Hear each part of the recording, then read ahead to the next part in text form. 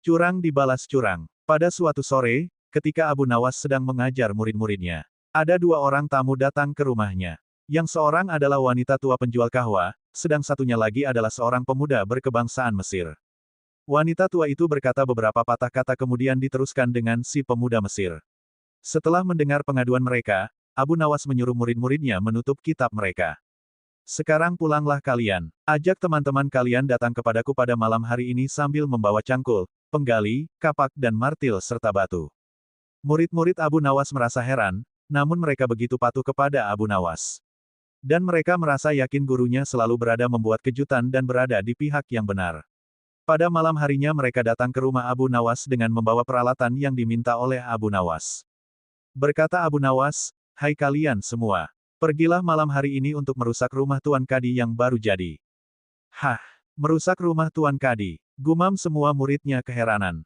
"Apa, kalian jangan ragu, laksanakan saja perintah gurumu ini," kata Abu Nawas menghapus keraguan murid-muridnya. "Barang siapa yang mencegahmu, jangan kau pedulikan, terus pecahkan saja rumah Tuan Kadi yang baru.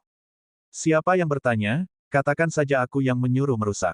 Barang siapa yang hendak melempar kalian, maka pukullah mereka dan lemparilah dengan batu." Abis berkata demikian, murid-murid Abu Nawas bergerak ke arah Tuan Kadi. Laksana demonstran mereka berteriak-teriak menghancurkan rumah Tuan Kadi.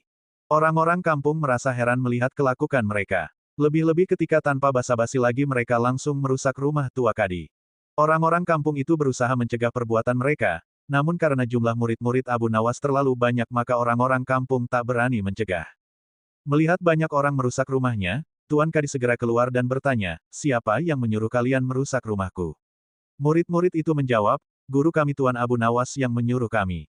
Abis menjawab begitu mereka bukannya berhenti malah terus menghancurkan rumah Tuan Kadi hingga rumah itu roboh dan rata dengan tanah. Tuan Kadi hanya bisa marah-marah karena tidak orang yang berani membelanya. "Dasar Abu Nawas provokator, orang gila. Besok pagi aku akan melaporkannya kepada Baginda," guman Tuan Kadi. Benar, esok harinya Tuan Kadi mengadukan kejadian semalam sehingga Abu Nawas dipanggil menghadap Baginda.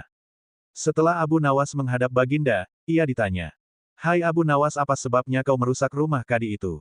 Abu Nawas menjawab, "Wahai tuanku, sebabnya ialah pada suatu malam hamba bermimpi, bahwasanya Tuan Kadi menyuruh hamba merusak rumahnya.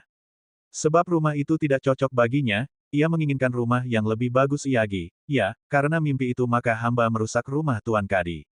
Baginda berkata, "Hai Abu Nawas, bolehkah hanya karena mimpi sebuah perintah dilakukan? Hukum dari negeri mana yang kau pakai itu?" Dengan tenang Abu Nawas menjawab, "Hamba juga memakai hukum Tuan Kadi yang baru ini tuanku." Mendengar perkataan Abu Nawas seketika wajah Tuan Kadi menjadi pucat, lah terdiam 1000 bahasa. "Hai Kadi, benarkah kau mempunyai hukum seperti itu?" tanya Baginda. Tapi Tuan Kadi tiada menjawab, wajahnya nampak pucat, tubuhnya gemetaran karena takut. "Abu Nawas, jangan membuatku pusing. Jelaskan kenapa ada peristiwa seperti ini." Perintah Baginda. "Baiklah." Abu Nawas tetap tenang. "Baginda, beberapa hari yang lalu ada seorang pemuda Mesir datang ke negeri Baghdad ini untuk berdagang sambil membawa harta yang banyak sekali. Pada suatu malam ia bermimpi kawin dengan anak Tuan Kadi dengan mahar, mas kawin, sekian banyak, ini hanya mimpi Baginda." Tetapi Tuan Kadi yang mendengar kabar itu langsung mendatangi si pemuda Mesir dan meminta mahar anaknya. Tentu saja pemuda Mesir itu tak mau membayar mahar hanya karena mimpi. Nah, disinilah terlihat arogansi Tuan Kadi. Ia ternyata merampas semua harta benda milik pemuda Mesir sehingga pemuda itu menjadi seorang pengemis gelandangan dan akhirnya ditolong oleh wanita tua penjual kahwa. Baginda terkejut mendengar penuturan Abu Nawas, tapi masih belum percaya 100%, maka ia memerintahkan Abu Nawas agar memanggil si pemuda Mesir.